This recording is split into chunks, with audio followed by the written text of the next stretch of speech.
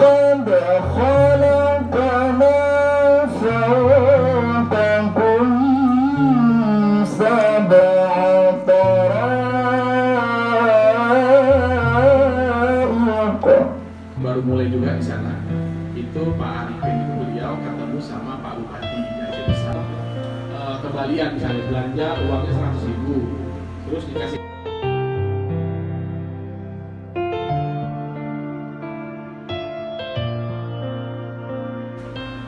Kami sampaikan laporan-laporan ini.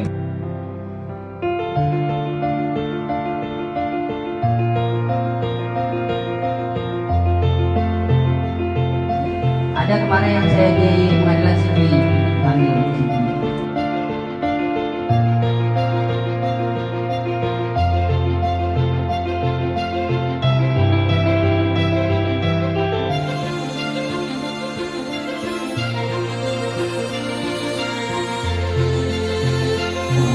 orang-orang pengguna narkoba